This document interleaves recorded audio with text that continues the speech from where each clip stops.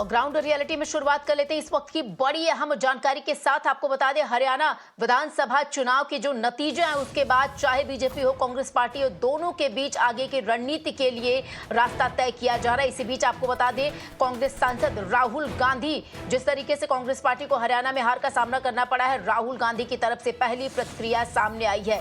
आपको बता दें, राहुल गांधी ने साफ तौर पर कहा है कि जो हार के पीछे का कारण है उसका मूल्यांकन किया जाएगा कि आखिर किस वजह से ये नतीजे सामने आए हैं। इसके साथ ही आपको बता दें, जम्मू कश्मीर के लोगों का तहे दिल से राहुल गांधी ने शुक्रिया अदा किया। प्रदेश में इंडिया गठबंधन की जीत संविधान की जीत है, कांग्रेस सांसद राहुल गांधी द्वारा ये बातें कही गई। तो राहुल गांधी ने साफ तौर पर कहा कि जो कारण है हरियाणा में हार का, जो कारण है उसका आकलन किया जाएगा, उस पर मंथन किया जाएगा। और हमारे सहयोगी मोहित इस वक्त हमारे साथ जुड़ गए। मोहित, पहली प्रतिक्रिया राहुल गांधी की तरफ से आई है, क्योंकि शायद ये प्रत्याशित नहीं था, ये अप्रत्याशित था कि कांग्रेस पार्टी को हरियाणा में इस बार के विधानसभा चुनाव में इस तरीके से हार का सामना करना पड़ेगा।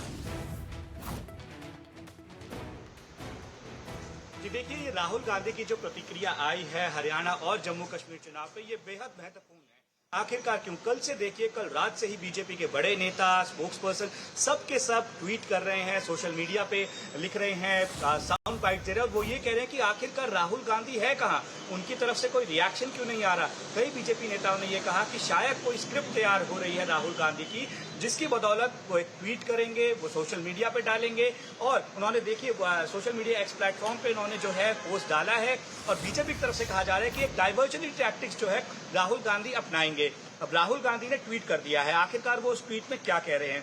वो ये कह रहे हैं कि जम्मू कश्मीर के लोगों का तहे दिल से शुक्रिया, प्रदेश में इंडिया गठबंधन की जीत संविधान की जीत है, लोकतांत्रिक स्वाभिमान की जीत है। हरियाणा पे वो कहते हैं कि वो अप्रत्याशित नतीजे हैं, अनेक विधानसभाओं से शिकायतों से चुनाव आयोग को अवगत कराएंगे, हक का, समाज का, आर्थिक न्याय का, सच्चाई का संघर्ष जारी रखेंगे, आपकी आवाज को बुलंद रखेंगे। लेकिन देखिए, सबसे बड़ा सवाल देखिए अब यहाँ पे क्या है कि बीजेपी की तरफ से ये कहा जा रहा था कि जिस प्रकार से राहुल गांधी एक स्क्रिप्ट ढूंढ रहे थे, क्या यही वो एक पार्ट ऑफ स्क्रिप्ट है? क्योंकि राहुल गांधी देखिए, जम्मू कश्मीर में जो हुआ है उसको तो लोकतंत्र की जीत मानते हैं, लेकिन जिस प्रकार से हरियाणा के जो चुनाव के रिजल्ट आए हैं उसमें वो सवाल उठा रहे हैं। क्योंकि कल भी कांग्रेस पार्टी की तरफ से कहा गया कि इलेक्शन कमीशन की तरफ से कई गड़बड़ियां हुई है, जबकि इलेक्शन कमीशन की तरफ से साफ तौर पर कहा गया था कि ऐसा कुछ नहीं है। देखिए, हम इस राहुल गांधी के ट्वीट पे एक रिएक्शन लेंगे। आरपी सिंह का जो नेशनल स्पोक्स पर्सन है भारतीय जनता पार्टी के, हम उनसे बात करेंगे। सर, राहुल गांधी का पहला ट्वीट आया है और राहुल गांधी कह रहे हैं कि जम्मू कश्मीर की जीत तो लोकतंत्र की जीत है,